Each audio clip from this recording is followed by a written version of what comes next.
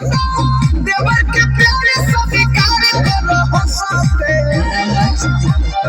करी हाथ जोड़ी दोनों मुड़ी के नमस्ते करी हाथ जोड़ी दोनों मुड़ी के नमस्ते करी हाथ जोड़ी दोनों मुड़ी के नमस्ते करी हाथ जोड़ी दोनों मुड़ी के नमस्ते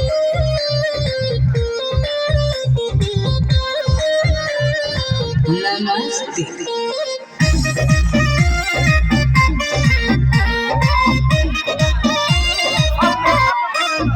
बाटले हो तो नीति बनाओ भोल पिचकारी हमर लूज हो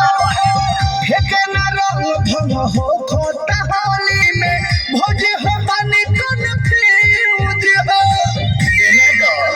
तनिए हूँ समस्या के हल कर हो के तनिका हल कर हो हरदम मन मार हो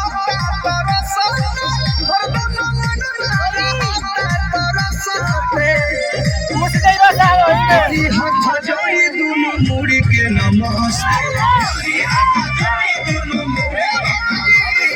करी हाथ जोड़ी दोनों मुड़ी के नमस्ते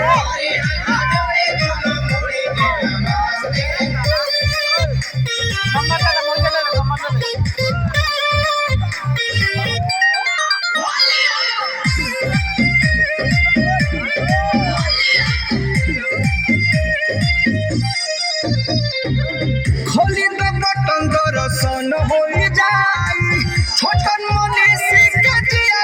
जुड़ाई दिल से इच्छा तो मांगतानी भिक्षा पर मन के मन बाकी सगरो लगाई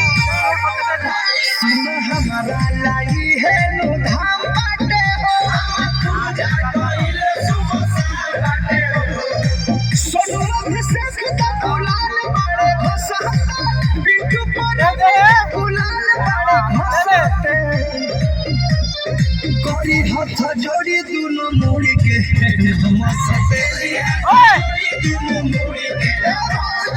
करी हाथ जोड़ी दोनों मुड़ी के नमस्ते आना जा अरे नमस्ते।